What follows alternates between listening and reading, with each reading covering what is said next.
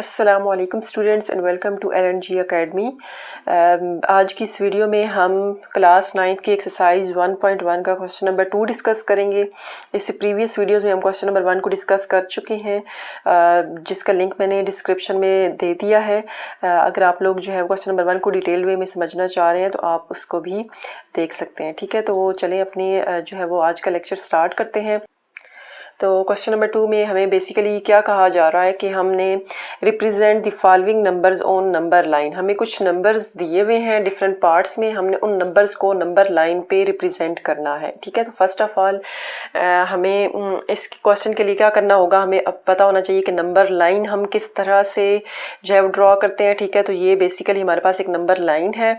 इसमें क्या होता है कि एक हमारे पास मिड पॉइंट है जिसको हम ज़ीरो का नाम देते हैं, इसको आप ओरिजिन भी कह सकते हैं। ठीक है, ये ज़ीरो है। इसके जो राइट साइड है, ठीक है, राइट साइड पे हमारे पास पॉजिटिव नंबर्स होते हैं, जैसे यहाँ पे +1 है, यहाँ पे +2 है, यहाँ पे +3 है and up to so on. ये अप टू सो ऑन जो है वो इनफाइनाइटली मैनी टाइम्स तक ये आगे चलता जाता है। ठीक है, इसी तरह अगर हम इसके लेफ्ट साइड की बात करें तो ज़ीरो के लेफ्ट साइड पे यहाँ पे होगा -1, यहाँ पे -2, -3 and up to so on. ये भी up to so on -infinity तक जो है वो चलता जाता है। ठीक है, तो this is basically a number line. अब हमें क्या कहा जा रहा है क्वेश्चन में कि हमने √2 को इस नंबर लाइन पे रिप्रेजेंट करना है। ठीक है, तो उसके लिए हम सबसे पहले देखते हैं कि अगर हम √2 को कैलकुलेटर पे कैलकुलेट करें, ठीक है, हम √2 को की जब वैल्यू कैलकुलेट करते हैं तो ये हमें कुछ मिलती है 1.4142। ठीक है, तो basically this is approximately equal to 1.4142। तो ये नंबर हमें बेसिकली ये बता रहा है कि √2 जो है वो 1 और 2 के कहीं दरमियान में लाया कर रहा है। ठीक है, इससे हम ये आइडिया कर सकते हैं कि 1 और 2 के दरमियान में ये नंबर जो है वो लाया कर रहा है, लेकिन एग्जैक्टली ये इस नंबर लाइन पे किस एग्जैक्ट पॉइंट पे लाया कर रहा है उसको समझने के लिए हम जो है वो यूज़ करेंगे पाइथागोरस थ्योरम। तो पाइथागोरस थ्योरम जो है वो क्या होता है, तो जैसा कि हमें आइडिया है कि जो पाइथागोरस थ्योरम होता है उसको हम एक राइट एंगल ट्रायंगल पे जो है वो अप्लाई करते हैं। ठीक है, तो जैसा कि हम देख सकते हैं कि ये एक राइट एंगल ट्रायंगल है। राइट एंगल ट्रायंगल कौन सी होती है? राइट एंगल ट्रायंगल एक ऐसी ट्रायंगल होती है जिसका एक एंगल जो है वो 90 डिग्री का होता है। ठीक है, तो यहाँ पे आप देख सकते हैं जैसे कि ये जो हमारे पास साइड है ये 90 का एंगल बना रही है, तो इस ट्रायंगल को हम राइट एंगल ट्रायंगल कहेंगे। ठीक है, तो ये एक राइट एंगल ट्रायंगल है। इसका मतलब है कि हम इस पे पाइथागोरस थ्योरम अप्लाई कर सकते हैं। अब हम वो किस तरह से अप्लाई करेंगे, देखें ये एक ट्रायंगल है, ये 90 का एंगल बना रही है, तो इसको हम क्या कहते हैं, ये परपेंडिकुलर है। ठीक है, दिस इज परपेंडिकुलर। और इसके साथ ही ये जो साइड है इसको हम क्या कहते हैं कि ये बेस है।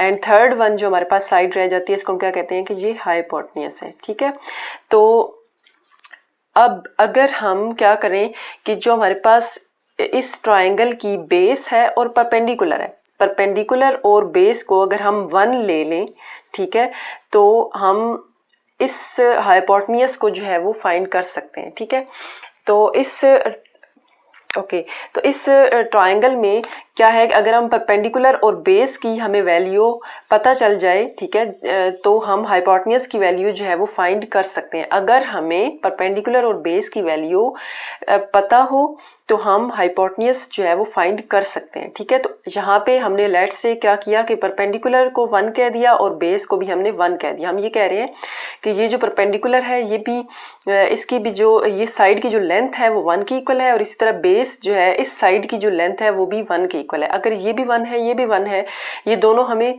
जो है वो गिवन है वैल्यूज़, तो हम हाइपोटेन्यूज की जो है वैल्यूज़ फाइंड कर सकते हैं। तो जैसे कि हम जानते हैं कि जो पाइथागोरस थ्योरम है उसका फार्मूला क्या होता है, hypotenuse square is equal to base square plus perpendicular square. ठीक है, तो अब हम यहाँ पे हमें लेट से इसको हम कह देते हैं A, इसको हम कह देते हैं B और इसको हम कह देते हैं C। तो यहाँ पे जो हाइपोटेन्यूज है वो AB के इक्वल है। यहाँ पे हम क्या कह देंगे, ये AB whole square is equal to base square. अब बेस यहाँ पे क्या है 1 है, तो 1 स्क्वायर प्लस सिमिलरली परपेंडिकुलर हमें क्या गिवन है 1, तो 1 स्क्वायर। ठीक है, तो यहाँ पे क्या आ जाएगा 1 का स्क्वायर 1 होता है प्लस 1 का square 1, 1 plus 1 is equal to 2। इसका मतलब है ए बी होल स्क्वायर जो है वो 2 आया है, जबकि हमें ए बी साइड चाहिए, इसका स्क्वायर नहीं चाहिए। तो स्क्वायर को ख़त्म करने के लिए हम क्या करते हैं, दोनों साइड्स पे अंडर रूट ले लेते हैं। तो जब हम ए बी होल स्क्वायर का अंडर रूट लेंगे, ठीक है, तो ये स्क्वायर अंडर रूट से कैंसिल हो जाएगा और इस साइड पे हमारे पास अंडर रूट 2 आ जाएगा। इसका मतलब है कि ए बी की वैल्यू क्या आ गई हमारे पास, अंडर रूट 2।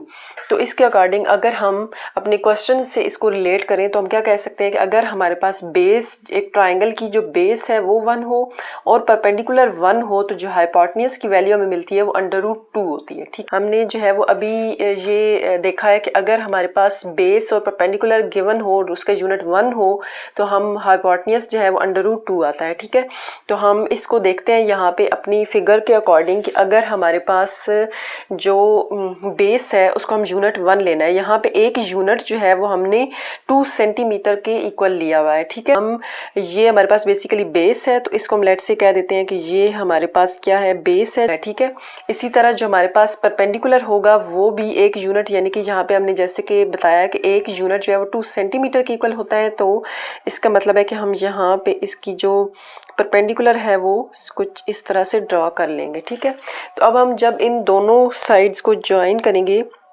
अब हम जब इन दोनों पॉइंट्स को ज्वाइन करेंगे तो हमारे पास कुछ इस तरह की ट्रायंगल बन जाएगी। ठीक है, तो नाउ लेट्स से कि ये हमारे पास पॉइंट ओ है, this is point A and this is point B.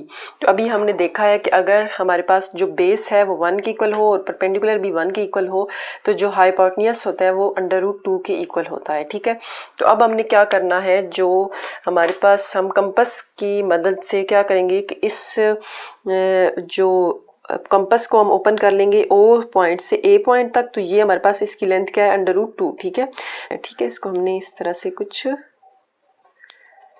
Draw कर देना है। ठीक है,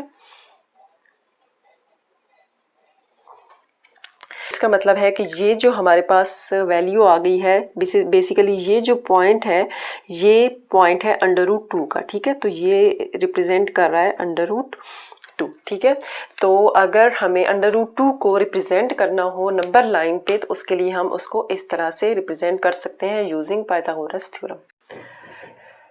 तो ये जो है वो हमारा रिक्वायर्ड पॉइंट है P, जो कि अंडर रूट 2 के इक्वल है। ठीक है, इसका मतलब है कि हमने एग्जैक्ट वो पोजीशन फाइंड कर ली है जहाँ पे कि अंडर रूट 2 जो है वो लाई कर रहा है। ठीक है, ठीक है, तो अब हम चलते हैं अपने नेक्स्ट पार्ट की तरफ, जिस क्वेश्चन नंबर 2 पार्ट 2, जिसमें हमें कहा जा रहा है कि हमने अंडर रूट 3 को नंबर लाइन पे रिप्रेजेंट करना है। ठीक है, तो अब जो है अंडर रूट 3 को नंबर लाइन पे रिप्रेजेंट करने के लिए, जैसा कि हमने पिछले क्वेश्चन में, पिछले पार्ट में हमने किया है, अंडर रूट 2 को नंबर लाइन पे रिप्रेजेंट किया है, तो ये वाला प्रोसेस पहले हम सारा रिपीट करेंगे, उसके बाद हम अंडर रूट 3 को जो है वो नंबर लाइन पे रिप्रेजेंट करेंगे। ठीक है, तो अगेन सिमिलर यही वाली फिगर हम दोबारा से बनाएंगे और उसके बाद हम देखते हैं कि इसका नेक्स्ट प्रोसेस क्या होगा। ठीक है, ओके, तो हमने एक नंबर लाइन ड्रॉ कर ली है। अब हमने पिछले पार्ट के अकॉर्डिंग क्या करना है कि यहाँ पे जो बेस है उसको हम जो है वो यूनिट 1 के अकॉर्डिंग यहाँ पे बेस ले लेंगे। ठीक है, जहाँ पे हमारे जो यूनिट 1 है वो 2 सेंटीमीटर की इक्वल है।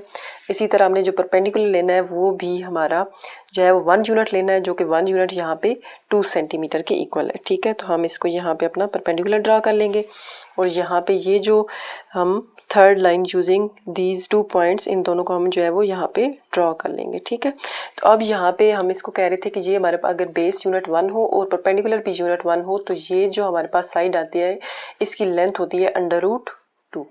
ठीक है, तो अब हमें क्या चाहिए, हमें अंडर रूट 3 फाइंड करना है। ठीक है, तो उसके लिए हम देखते हैं अगेन यूजिंग पाइथागोरस थ्योरम, हमारे पास जो ट्राइंगल है वो क्या बन रही है यहाँ पे।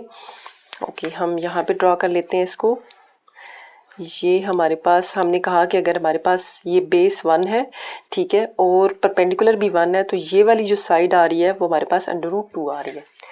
ठीक है, अगर बेस 1 है और परपेंडिकुलर भी 1 है तो ये वाली जो साइड है वो हमारी अंडर रूट 2 आ रही है। ठीक है, तो इसके लिए हम क्या करेंगे कि यहाँ पे फॉर एग्जांपल अगर हम क्या करें कि ये जो साइड है इसको अगर हम बेस मान लें और हम इस साइड पे एक जो है वो परपेंडिकुलर ड्रा करें, ठीक है, जिसकी लेंथ अगेन हम रखें 1।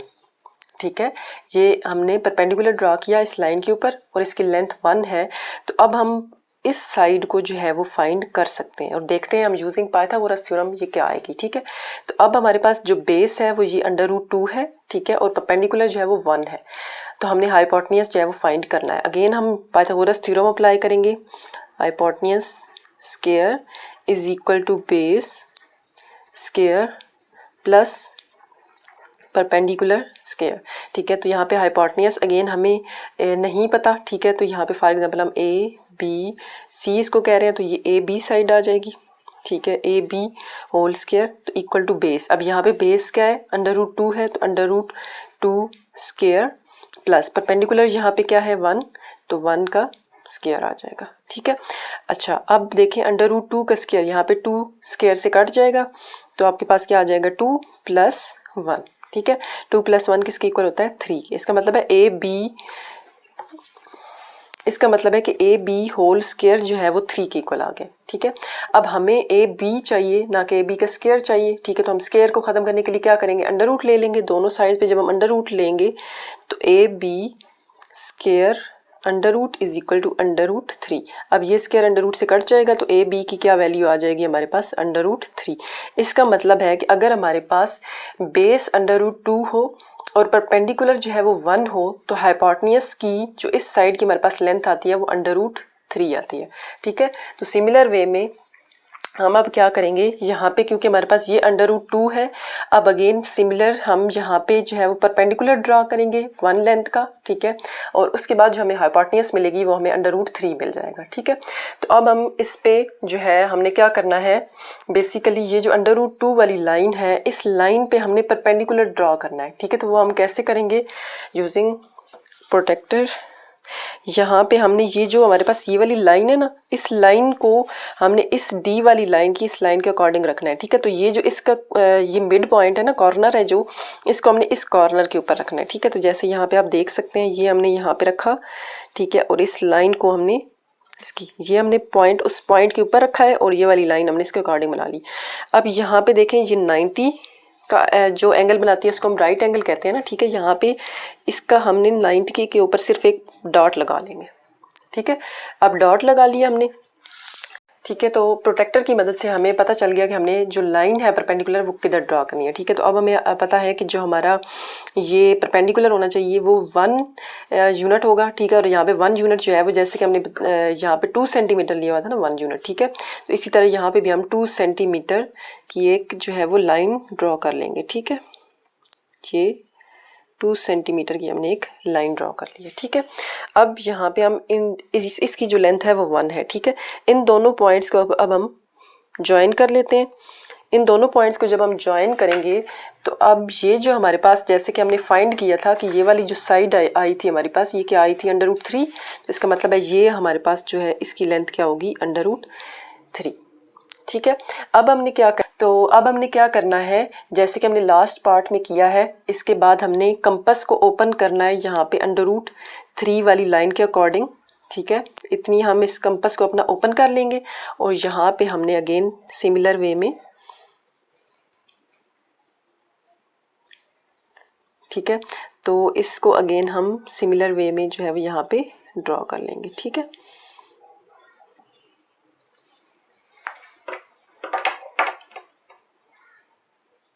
ओके, तो हमने इसको जो है वो √3 के अकॉर्डिंग इसको हमने ड्रॉ कर लिया। अब ये जो हमारे पास पॉइंट आया है दिस इज पॉइंट P जो कि √3 के इक्वल है। तो अगर आप √3 को कैलकुलेटर पे कैलकुलेट करें, ठीक है, अगर हम √3 को कैलकुलेट करते हैं तो हमारे पास वैल्यू जो है वो आ रही है 1.7320। हमारे पास वैल्यू क्या आ रही है 1.7320 अप टू सो ऑन। ठीक है, तो आप देख सकते हैं ये 1 पॉइंट समथिंग है, इसका मतलब है 1 से आगे लाई कर रहा है और एग्जैक्टली ये किस पॉइंट पे लाई कर रहा है वो हमने ये यूजिंग पाइथागोरस थ्योरम फाइंड कर लिया है। ठीक है, ओके, तो अब हम चलते हैं अपने नेक्स्ट पार्ट की तरफ, क्वेश्चन नंबर 2 पार्ट 3। अगेन हमने 4 1/3 इसको हमने रिप्रेजेंट करना है नंबर लाइन पे, ठीक है। तो हम पहले देख चुके हैं नंबर लाइन हम किस तरह से जो है वो ड्रॉ करते हैं। हमने एक नंबर लाइन ड्रॉ की है, ठीक है, कि यहाँ पे देखें हमारे पास फोल होल नंबर है और साथ में फ्रैक्शन में है 1/3। तो पहले हम होल नंबर को देखते हैं कि हमारे पास होल नंबर क्या है, ठीक है। तो यहाँ पे देखें होल नंबर 4 है, इसका मतलब है हमने 4 को देखना है कि 4 नंबर लाइन पे कहाँ पे लाई कर रहा है। यहाँ पे देखें 0 1 2 3 4, यहाँ पे ये 4 है, ठीक है। इसका मतलब है 4 से आगे कहीं ये नंबर लाई कर रहा है, ठीक है, क्योंकि साथ में 1/3 भी है। अब ये जो 1/3 है इसको रिप्रेजेंट करने के लिए हम क्या करेंगे, देखिए 4 से हमें पता चला कि ये नंबर 4 से आगे कहीं लाई कर रहा है, ठीक है। 1/3 से हमें क्या पता चलेगा, ये जो इस फ्रैक्शन है ना, इसका ये जो ऊपर वाला पार्ट होता है इसको हम न्यूमरेटर कहते हैं, जो कि न्यूमरेटर यहाँ पे 1 है, और नीचे वाला जो पार्ट होता है इसको हम डिनोमिनेटर कहते हैं, डिनोमिनेटर यहाँ पे 3 है। अब हमने क्या करना है कि यहाँ पे जो डिनोमिनेटर होता है ना फ्रैक्शन वाले पार्ट का, उसका हमने मतलब यहाँ पे 4 से आगे 4 और 5 के दरमियान का जो डिस्टेंस है इसको इतने पार्ट्स में हमने डिवाइड कर लेना है। जैसे यहाँ पे 3 है तो इसका मतलब है 4 और 5 को हम 3 इक्वल पार्ट्स में डिवाइड कर लेंगे, ठीक है। अब 3 इक्वल पार्ट्स में डिवाइड करने के लिए हमने कोई ऐसी मेजरमेंट नहीं करनी, बस हमने अंदाजन इसको 3 इक्वल पार्ट्स में डिवाइड कर लेना है, 1 2 एंड 3। मतलब यहाँ पे ये यहाँ से लेकर यहाँ तक एक पॉइंट होगा, यहाँ से लेकर यहाँ तक दूसरा पॉइंट और यहाँ से लेकर यहाँ तक तीसरा पॉइंट, ठीक है। मतलब हमने 3 इक्वल पार्ट्स में इसको डिवाइड कर लिया है, ठीक है। अब देखें यहाँ पे 3 था तो हमने 2 लाइंस दरमियान में लगाई हैं, ठीक है। इसका मतलब है जो भी नंबर डिवाइड में होगा, डिनोमिनेटर जो भी होगा उसका एक कम करके हमने यहाँ पे उतनी लाइन्स लगा देनी है, तो ये हमारे पास इतने इक्वल पार्ट्स में डिवाइड हो जाएगा, ठीक है। जैसे यहाँ पे 3 इक्वल पार्ट्स में डिवाइड करना था तो पहले हमारे पास ये यहाँ से लेकर यहाँ तक एक पार्ट, फिर दूसरा पार्ट और तीसरा पार्ट। यहाँ पे इसका मतलब है हमने 4 और 5 के दरमियान जो डिस्टेंस है उसको 3 इक्वल पार्ट्स में डिवाइड कर लिया, ठीक है, क्योंकि यहाँ पे डिनोमिनेटर में 3 था। अब यहाँ पे क्या करना है, देखिए न्यूमरेटर में 1 है, न्यूमरेटर में 1 है, इसका मतलब है कि ये जो हमने 3 इक्वल पार्ट्स में इस डिस्टेंस को डिवाइड किया है ना, इसका हमने एक पार्ट ले लेना है, ठीक है। तो फर्स्ट पार्ट जो है वो यहाँ से देखें कौन सा बन रहा है, ये वाला। अब ये जो फर्स्ट पार्ट है इसको हमने क्या कर देना है, यहाँ पे एक हम इस लाइन को बड़ा कर देंगे, ठीक है। यहाँ पे इसको हमने बड़ा कर दिया।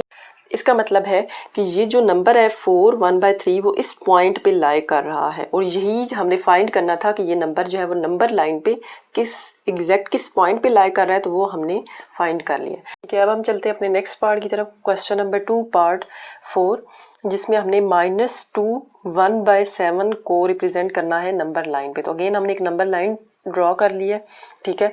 तो सबसे पहले अगेन हमने देखा कि यहाँ पे जो होल नंबर है वो क्या है, वो -2 है। तो नंबर लाइन पे जो है वो हमने देखा कि यहाँ पे -2 किधर लाई कर रहा है, वो यहाँ पे कुछ लाई कर रहा है, ठीक है। तो हमें इतना पता चल गया कि ये -2 से आगे कहीं लाई कर रहा है ये नंबर, ठीक है। अब आगे देखें, अगेन हमारे पास फ्रैक्शन पार्ट क्या है, 1/7। तो जैसे कि हमने पिछले पार्ट में देखा है, अगर यहाँ पे डिनोमिनेटर में जो नंबर है ये 7 है, तो इसका मतलब है कि हमने इस -2 और -3 वाला जो पार्ट है, इस जो डिस्टेंस है इसको हमने 7 इक्वल पार्ट्स में डिवाइड करना है। इसका मतलब हमें 6 लाइंस लगानी है, ठीक है। तो हमने अंदाज़न हम क्या करेंगे, यहाँ पे 1 2 3 4 5 एंड 6 लाइंस हमने लगा ली। इसका मतलब है कि इस -2 और -3 के दरमियान का जो डिस्टेंस है उसको हमने 7 इक्वल पार्ट्स में डिवाइड कर लिया। जैसे कि हम देख सकते हैं यहाँ पे यहाँ से लेकर यहाँ तक ये एक पार्ट, फिर ये दूसरा पार्ट, ये तीसरा, चौथा, पांचवा, छठा और ये सातवां पार्ट, 7th इक्वल पार्ट में हमने इसको डिवाइड कर लिया है। अब अगेन हमारे पास यहाँ पे देखें न्यूमरेटर में क्या है, 1 है। इसका मतलब है कि हमें इन 7 इक्वल पार्ट्स में से एक हिस्सा चाहिए, सिर्फ एक पार्ट चाहिए, ठीक है। तो उसके लिए हम क्या करेंगे, यहाँ पे -2 से आगे ये फर्स्ट पार्ट है, तो ये जो फर्स्ट पार्ट है इस लाइन को हम यहाँ पे थोड़ा सा बड़ा कर लेंगे, ठीक है। तो इसका मतलब है कि ये जो -2 1/7 है वो यहाँ इस पॉइंट पे लाई कर रहा है, ठीक है। तो हमने क्या किया, -2 1/7 को नंबर लाइन पे रिप्रेजेंट कर दिया है, ठीक है। ओके, तो हमारा जो नेक्स्ट पार्ट है वो गया है क्वेश्चन नंबर 2 पार्ट 5, जिसमें हमने 5 / 8 को नंबर लाइन पे रिप्रेजेंट करना है, ठीक है। अब आप देखें कि यहाँ पे हमारे पास कोई भी होल नंबर नहीं है, ठीक है। होल नंबर नहीं है तो हम सिंपली यहाँ पे क्या करते हैं, देखते हैं कि अगर हम 5 को 8 पे डिवाइड करें तो हमारे पास क्या आंसर आता है। ठीक है, 5 को हम डिवाइड करते हैं 8 पे तो हमारे पास जो आंसर आता है वो है कुछ 0.625। ठीक है, 0.625, 0.625। ठीक है, तो इसका मतलब है कि ये जो नंबर है 5 डिवाइडेड बाय 8 ये 0 से 1 के दरमियान में लाया कर रहा है। 0 पॉइंट है ना, तो इसका मतलब है ये 0 से आगे कहीं लाया कर रहा है। ठीक है, 0 से 1 के दरमियान लाया कर रहा है, तो इसका मतलब है कि इस जो नंबर है इसको हमने रिप्रेजेंट करना है और उसकी रिप्रेजेंटेशन कुछ कहाँ पे आएगी, 0 और 1 के दरमियान आएगी। अब अगेन देखें, ये एक फ्रैक्शन पार्ट है ना, फ्रैक्शन वाला जो है वो नंबर है, जैसे कि हम पीछे डिस्कस कर चुके हैं। अब हमारे पास ये जो डिनोमिनेटर है उसमें देखें 8 है, इसका मतलब है कि 0 और 1 के दरमियान का जो डिस्टेंस है उसको हमने 8 इक्वल पार्ट्स में डिवाइड करना है। ठीक है, तो हम इसको अंदाज़न 8 इक्वल पार्ट्स में डिवाइड करेंगे, मतलब हम 7 लाइन्स लगाएंगे। ठीक है, 1 2 3 4 5 6 एंड 7 हमने लाइन्स लगाई और 0 से 1 के दरमियान जो डिस्टेंस था उसको हमने 8 इक्वल पार्ट्स में डिवाइड कर लिया। देखिए यहाँ से 1 2 3 4 5 6 7 एंड यहाँ से लेकर यहाँ तक 8, इसका मतलब है कि ये 8 इक्वल पार्ट में डिवाइड हो गया है। अब हमने क्या करना है, देखें न्यूमरेटर में क्या है 5, इसका मतलब है कि ये जो 8 इक्वल पार्ट्स हमने किए हैं ना, इसमें से हमें 5th वाला जो पार्ट है 5 पार्ट्स यानी कि हमें चाहिए। ठीक है, 5 पार्ट्स कौन से होंगे, यहाँ से लेकर यहाँ तक 1 2 3 4 एंड 5, इसका मतलब है कि ये वाली जो लाइन है इसको हमने लंबा कर देना है। ठीक है, इसको हम थोड़ा लंबा कर देंगे तो ये जो हमारे पास पॉइंट है इसका मतलब है कि ये किसको रिप्रेजेंट कर रहा है, 5 डिवाइडेड बाय 8 को। ठीक है, तो यानी कि अगर हम 5 डिवाइडेड बाय 8 को हमें नंबर लाइन पे रिप्रेजेंट करना हो तो हम इस तरह से रिप्रेजेंट कर सकते हैं। ओके, तो नेक्स्ट हमारा पार्ट है क्वेश्चन नंबर 2 पार्ट 6, जिसमें हमने रिप्रेजेंट करना है 2 इंटू 3 डिवाइडेड बाय 4 को हमने नंबर लाइन पे रिप्रेजेंट करना है। ठीक है, तो अगेन ये बिल्कुल सिमिलर क्वेश्चन है क्वेश्चन पार्ट नंबर 3 की तरह। ठीक है, तो हम इसको कैसे सॉल्व कर सकते हैं, देखिए यहाँ पे अगेन होल नंबर है 2, इसका मतलब है ये नंबर जो है वो 2 से आगे लाई कर रहा है। ठीक है, 2 यहाँ पे इससे आगे हमने देखना है। अब फ्रैक्शन वाला पार्ट जो है वो 3 डिवाइडेड बाय 4 है। यहाँ पे अगेन पहले हम डिनोमिनेटर को देखते हैं, डिनोमिनेटर क्या है 4 है, इसका मतलब है यहाँ पे जो 2 और 3 के दरमियान जो डिस्टेंस है उसको हमने 4 इक्वल पार्ट्स में डिवाइड करना है। 4 इक्वल पार्ट्स में डिवाइड करना है मतलब हम अंदाजन यहाँ पे 3 लाइंस लगा लेंगे। ठीक है, 1। ठीक है, तो डिनोमिनेटर की मदद से हमने 2 और 3 को 4 इक्वल पार्ट्स में डिवाइड कर दिया है। ठीक है, अब हमें इन 4 पार्ट्स में से कितने पार्ट्स चाहिए, यहाँ पे देखें न्यूमरेटर में 3 है तो इसका मतलब है इसमें से हम 3 पार्ट्स हमें चाहिए। ठीक है, तो यहाँ पे देखिए यहाँ से लेकर first part, second part and third part, तो ये थर्ड पार्ट है, इसका मतलब है इस लाइन को हम क्या करेंगे, बड़ा करेंगे और ये जो पॉइंट है इस पॉइंट में हमारा 2 3 डिवाइडेड बाय 4 जो नंबर है वो लाई कर रहा है। ठीक है, इसका मतलब है कि 2 3 डिवाइडेड बाय 4 को अगर हम नंबर लाइन पे रिप्रेजेंट करना चाहें तो इस तरह से रिप्रेजेंट करेंगे और ये जो पॉइंट नंबर है वो इस पॉइंट पे लाई करेगा। ठीक है,